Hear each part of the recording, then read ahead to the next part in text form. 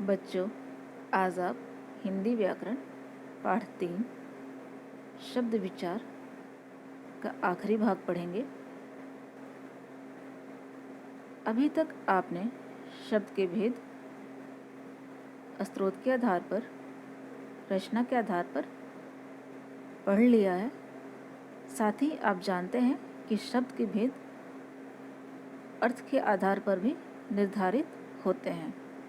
स्रोत के आधार पर आपने तत्सम शब्द, तद्भव शब्द, देशज शब्द और विदेशज शब्द के बारे में पढ़ा था।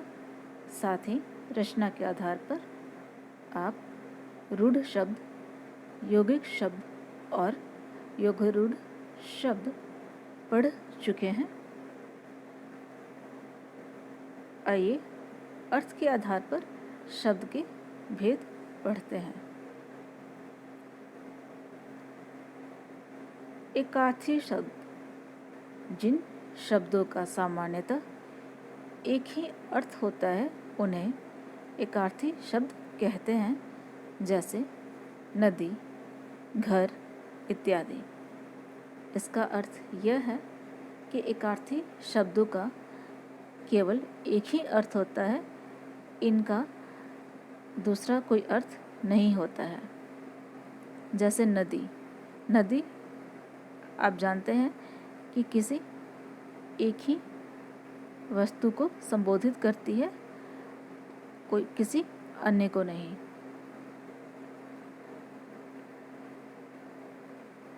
अनेकार्थी शब्द, एक से अधिक अर्थ वाले शब्दों को अनेकार्थी शब्द कहते हैं।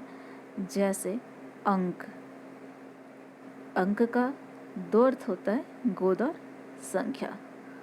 अनेकार्थी शब्द हम उन शब्दों को कहते हैं जिनके एक से ज़्यादा अर्थ होते हैं। यहाँ पे दिए गए दो उदाहरणों से आप समझ सकते हैं।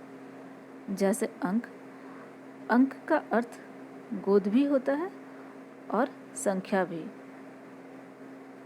कनक, कनक का अर्थ सोना होता है और धतुरा।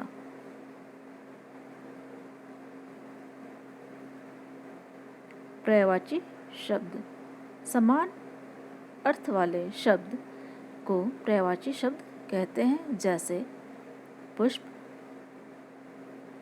का पर्यायवाची शब्द फूल और कुसुम। ये आपने कई एक बार पढ़ा होगा कि पुष्प का पर्यायवाची शब्द फूल और कुसुम होता है। इस प्रकार से आपने अनेक पर्यायवाची शब्द पहले भी पढ़ रखा होगा। जैसे नदी का पर्यायवाची शब्द सरिता होता है।